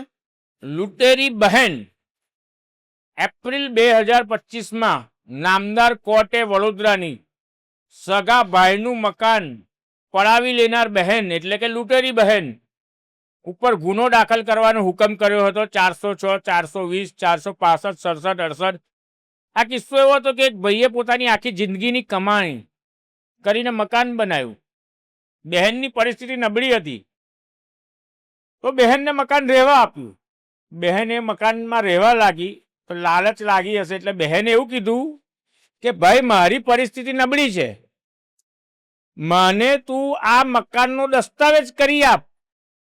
તું મને મકાનનો દસ્તાવેજ કરી આપીશ ને પછી હું બેંકમાંથી લોન લઈ શકીશ, પછી એ પૈસા હું તને ચૂકવી આપીશ. ભાઈ બિચારો પોતાની બહેનના નામે મકાનનો દસ્તાવેજ કરી આપે છે. એની જે 2 લાખ રૂપિયા બેંકમાં લોન હોય છે ભાઈની, એનો ચેક બહેન આપે છે. એ બહુ મુખ્ય મુદ્દો હતો કે બહેને 2 લાખ રૂપિયા પોતાના એકાઉન્ટમાં ભાઈની લોન પૂરી કરવા આપે. એવું તો કોઈ આપે ના. એક દિવસે ભાઈએ દસ્તાવેજ કર્યો. પછી શું થાય છે કે બહેન બીજા લોન લેતી નથી, બીજા 27 લાખ રૂપિયા પણ આપતી નથી કે ના તો મકાનનો કબજો આપે. ભાઈએ 4 વર્ષ સુધી પોલીસ સ્ટેશનોમાં ધક્કા ખાધા. પોલીસ ગુનો દાખલ કરતી નથી. અમે કોર્ટમાં ફરિયાદ દાખલ કરી, બહેન સામે FIR નોંધાવો. કોર્ટમાં 1.5-2 વર્ષ મેટર ચાલી અને કોર્ટે પેપર જોયા, રેકોર્ડ જોયા, મેં દલીલો કરી એ ધ્યાને લીધી અને લૂંટેરી બહેન વિરુદ્ધ માંજલપુર પોલીસ સ્ટેશનમાં ગુનો દાખલ કરવાનો હુકમ થયો. એટલે આવી પણ બહેનો હોય છે જે પોતાના ભાઈનું લૂંટી ખાવાની ભાવના રાખતી હોય છે. એટલે ભાઈઓએ, બહેનોએ કુટુંબની મેટર આવે તો ધ્યાન રાખવું કે ભરોસો રાખીને મકાનનો દસ્તાવેજ ના કરી આપવો. તમે દસ્તાવેજ કરી આપો અને પછી એના પૈસા પણ આપે, ના મકાનનો કબજો આપે, ના દસ્તાવેજ રદ પણ કરી આપે. 27 લાખ રૂપિયા એ ભાઈના આજે પણ ફસાયેલા છે. ભલે FIR થઈ ગઈ, ન્યાય તો મળ્યો, પણ આગળ જ્યારે કેસ ચાલશે ત્યારે એમને કબજો મળશે. બરાબર છે. અને આવી જ રીતે લૂંટેરી દુલ્હન તો ભાઈ ગુજરાત કહો, વડોદરા કહો, બધે જ છે. હમણાં જ એક વ્યક્તિ મારી પાસે આવ્યો, અટલાદરા પોલીસ સ્ટેશનમાં કેસ ચાલુ જ છે. એક છોકરી જેને લગ્ન કર્યું અને એના પતિને આત્મહત્યા કરાઈ અને આખા સમાજે, રાણા સમાજે છોકરી વિરુદ્ધ રેલી કાઢી હતી. એ છોકરી, એનો બાપ, એની માં 15 થી 20 દિવસ જેલમાં રહ્યા હતા. પછી એક બીજા માણસને ફસાયો, પછી ત્રીજાને ફસાયો, પછી 2022માં છેલ્લે એ છોકરીને, એ જોશીભાઈ કરીને હતા, એના ફ્લેટ પર કબજો પડાવી લીધેલો. તારે મેં સીધી કરીને કબજો ખાલી કરાયો. પછી 2024માં ફરી એક છોકરાને ફસાયો છે. પણ 2 વર્ષથી મારા નામે બોલ કરે કે આ વકીલ બહુ ખરાબ, આ વકીલ બહુ ખરાબ. સેમ અત્યારે એ વકીલ મારું નામ લેતી હતી એટલે એનો પતિ ઇન્સ્ટાગ્રામ પર શોધીને આવ્યો અને મને મળ્યો કે સાહેબ 2 વર્ષથી લગ્ન કર્યું છે, આજે મારું અટલાદરામાં આર્યા એલિગન્સમાં મકાન છે, પડાવી દીધું છે, મારી માં વિધવા છે, ખંભાત રહીએ છે, રોટલીઓ બનાવીને મકાન લીધું ને આજે આ છોકરી ઘૂસી ગઈ છે ને 14 વર્ષનો છોકરો હતો એવું પણ નતું કીધું. આ એનું 5મું કે 6ઠું લગ્ન અને હવે મકાનનો તોડ કરવા માંગે છે. પણ હું પાછો આવ્યો એટલે હું તો જોઈ ગયો કે આને તો મેં હમણાં 22માં સીધી કરી, હજુ નથી સુધરતી. હવે અમે ફરી અઠવાડિયા 10 દિવસમાં એ મકાન બી ખાલી કરાવીશું. પણ આવી લૂંટેરી દુલ્હનને તો જામીન જ ના મળવા જોઈએ, 5-10 વર્ષ સુધી જેલમાં રાખવી જોઈએ. અને આવી એક નહીં, અનેકો છે. શાદી.com અનમેરિડ બતાવે, છોકરો નથી એવું બતાવે. આજે 14 વર્ષનો છોકરો છે પણ બતાવતી જ નથી. પછી અત્યારે રાણા સમાજનું નામ લઈને સમાજના અંદર નોંધણી કરાવીને ફસાવે. અલગ અલગ રીતે આવી રીતે છોકરાઓને ફસાવાના અને ફ્લેટનો કબજો લઈ લેવાનો, છોકરાને ઘરની બહાર કાઢી મૂકવાનો. એટલે એને તો એવા ફ્લેટ મળી જાય ને. અને એક પતિને તો મારી પણ નાખ્યો, એમાં જેલમાં બી રહી આવી. એના મા બાપ બધાય સમાજે કાઢી મૂકી તો બી સુધરતી નથી. આજે 20 વર્ષથી લૂંટેરી દુલ્હન છે અને આવી હજારો લૂંટેરી દુલ્હન છે. એટલે લગ્ન કરો તો કોઈ દિવસ આવી છોકરી મળે તો તાબે ના થતા. તાબે થયા તો તમારા પૈસા જશે, મકાન જશે, લડજો. હમણાં એક કિસ્સો આવ્યો તો બિચારો એક આસોદરનો છોકરો, એના લગ્ન થયા, વેકેશનમાં છોકરાને લઈને ભાગી ગઈ. ડ્રાઈવર જોડે ઓછામાં ઓછી 10 થી 12 હોટલમાં સંબંધ. અમારી પાસે પ્રૂફ છે કે કઈ કઈ હોટલમાં છોકરી ગઈ. અને 7 વર્ષના છોકરાને સ્કૂલમાં પણ નથી જવા દેતી અને પોતાની સાથે હોટલોમાં લઈ જાય છે એના બોયફ્રેન્ડ. એ ડ્રાઈવર છે એનો બોયફ્રેન્ડ, તેમ છતાંય. એટલે આજકાલ આવા કિસ્સા એટલા બધા વધી ગયા છે. તમારે લૂંટેરી દુલ્હન જ કેવી પડે, કેમ કે આ છોકરીએ બી હોન્ડા સિટી ગાડી પતિએ લઈ આપી, 2 લાખ રૂપિયા બજાજ ફાઇનાન્સમાં એફડી કરી આપી. એનું વ્યાજ દર મહિને એને જોઈએ. એટલે પેલું શું કહેવાય, પોકેટ મની. અને ઓછું પડ્યું તો 4-5 બીજા બોયફ્રેન્ડ રાખી લીધા. એટલે આ બીજો કિસ્સો. ત્રીજો એક કિસ્સો, ઓએનજીસીમાં નોકરી કરતા હતા એક વડીલ, રિટાયર થયા. એટલે 70-80 લાખ રૂપિયા આવ્યા ઓએનજીસીમાં નોકરી કરે. એટલે 40 લાખ રૂપિયા પોતાના દીકરા અને વહુના નામે એમને ફ્લેટ લીધો કે શાંતિથી રહે. દીકરો બી સારું કમાતો હતો. એને દર મહિને 20,000 રૂપિયા મ્યુચ્યુઅલ ફંડમાં મૂકે પોતાની પત્નીના નામે. પછી કકડાટ થયો એટલે 2-3 વર્ષ પછી મહિલા પોલીસ સ્ટેશન વડોદરામાં ગયા. એટલે પોલીસ વાળા કે છૂટું કરી દેવું હોય ને તો મકાનમાં એનો અડધો ભાગ છે, કેમ કે જોઈન્ટ નામ હતું. એટલે 20 લાખ રૂપિયા એ આપો અને આ મ્યુચ્યુઅલ ફંડ તો એના જ નામે છે, એટલે એ કશું ના આપીએ. ભરતો તો ભલે પતિ 17-18 લાખ રૂપિયા એને ભર્યા કે અમારી બચત થાય. હસબન્ડ વાઈફ પોતાના નામે રિકરિંગની એફડી કરાવે ને બધું કરાવે સાથે રહેતા હોય તો. એટલે એ 17 લાખ બી લઈ ગઈ અને 20 લાખ મકાનમાં પોતાનું નામ હટાવવાના બી એ લઈ ગઈ. એટલે હું તો સલાહ આપું છું સાસરી પક્ષના લોકોને, પોતાની વહુના નામે કોઈ દિવસ ફ્લેટ બંગલો ના લેતા. કેમ કે 1% તમે મહિલાના નામે તમે વેચાણ દસ્તાવેજ કરો ને 50 લાખનો દસ્તાવેજ હોય ને તો 1% રજીસ્ટ્રેશન ચાર્જ લાગે. એ માફી મળે છે. આજે મારા નામે હું 1 કરોડનો બંગલો લઉં તો મારે 1 લાખ રૂપિયા રજીસ્ટ્રેશન ચાર્જ ભરવો પડે અને બીજા 5%ની સ્ટેમ્પ ડ્યુટી હોય. એટલે હું 1 લાખ રૂપિયા બચાવવા મારી વાઈફના નામે કરાવું, કેમ કે મહિલાના નામે રજીસ્ટ્રેશન ફી હોતી નથી. પરંતુ ડખો પડે તો 1 લાખ બચાવવામાં તમારો 1 કરોડનો બંગલો જતો રહે. અને આવા તો 100 નહીં, 1 લાખ કિસ્સા આખા ગુજરાતમાં હશે કે પેલો દબાઈને રહેતો હશે હાથ જોડીને, કેમ કે મકાન બૈરીના નામે છે. કેમ? 1% રજીસ્ટ્રેશન ફી બચાવવા. 50 લાખનું મકાન હોય પણ સારા 50,000 તમે રજીસ્ટ્રેશનના ના ખર્ચો. આ લોભિયા હોય તો ધુતારા ભૂખે ના મરે એવું. બરાબર છે. 1% બચાવવા તમારે ઓશિયાળું જીવન જીવવું પડે, દબાઈને રહેવું પડે, કા બૈરી 10 બોયફ્રેન્ડ રાખે તો એ સહન કરવું પડે, કા એને મકાન આપી દેવું પડે. બરાબર છે. આને લૂંટેરી દુલ્હન કહેવાય. જો મકાન લો તો એવી લાલચ ના રાખતા કે 1% બચાવવા મહિલાના નામે લો. અને તમે ઇન્વેસ્ટમેન્ટ કરો તમારા નામે કરો ને, અને જે કરવું હોય બૈરીના નામે તો એવું જ વિચારજો કે આ જતી રહેવાની છે. એ પૈસા ગયા ખાતે છે એ જ એના નામે ઇન્વેસ્ટ કરજો. બરાબર. અત્યારનો જમાનો બહુ જ ખરાબ છે. લેન્ડ ગ્રેબિંગ પર વાત કરશો? લેન્ડ ગ્રેબિંગ એ બહુ સારો કાયદો છે, ગુજરાત લેન્ડ ગ્રેબિંગ એક્ટ. કેટલી જમીનો એવી છે કે ભાડુઆતો ગેરકાયદેસર કબજે કરે છે, કે અમુક ઇલીગલ વ્યક્તિઓ સરકારી જમીન ઉપર શેડ ઊભા કરી દે, ગેરેજ ઊભા કરી દે, હોટલો બનાવી દે, ટેબલો મૂકી દે.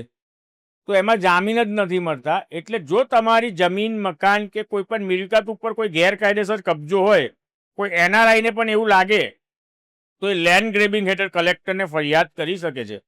ક્રિમિનલ કેસ થાય, જામીન બી ના મળે ને જમીનનો કબજો બી તમને પાછો મળી જાય. સિવિલમાં જવા કરતાં ક્રિમિનલ વસ્તુ એવી છે ને કે ઇન્જેક્શન છે. અને સિવિલ કેસ એ હોમિયોપેથીની દવા જેવું છે. એટલે તમે કોઈ સિવિલ મેટર લો ને તો હોમિયોપેથીની ગોળી ખાવ એવી રીતે અસર થશે. અને ક્રિમિનલ કેસમાં જાઓ એટલે ઇન્જેક્શન મારો ને બીજે દિવસે દોડતા થઈ ગયા એવું છે. બરાબર છે. સો ભાવિનભાઈ, થેન્ક યુ સો મચ. આજે ઘણું બધું જાણવા મળ્યું. તમને કોઈ પણ પ્રશ્ન હોય તો તમે નીચે આપેલા નંબર પર કોન્ટેક્ટ કરી શકો છો. ભાવિનભાઈ, શું કહેશો? તમે કોઈ પણ સમસ્યા હોય એનઆરઆઈ લોકોને ખાસ, કેમ કે સમયનો અભાવ હોય, તો મારો જે વોટ્સઅપ નંબર જ છે એના પર ડોક્યુમેન્ટ અથવા ઓડિયો નોટ અથવા વોઇસ નોટ અથવા મેસેજ લખીને મોકલાવો કે મને શું સમસ્યા છે. હું તમને સામેથી કોલ કરી અને એનું નિરાકરણ લાવીશ. મને કોર્ટના સમયે હું કોલ ના ઉઠાવી શકું, એટલે મેસેજ કરો અથવા માહિતી વોટ્સઅપ પર કરો એ વધારે સારું રહેશે. અને જે પણ સમસ્યા હશે એનું તમને ચોખ્ખું નિરાકરણ આપીશ. કે તમને ગમશે એવું નિરાકરણ નહીં હોય, જે સાચું નિરાકરણ હશે એ જ કહીશ કે આ જ થશે. પછી તમે એવું એક્સપેક્ટ કરશો કે આ જ બોલે એવું નહીં, પણ તમારા હિતમાં નહીં પરંતુ જે સાચું હશે એ કહીશ.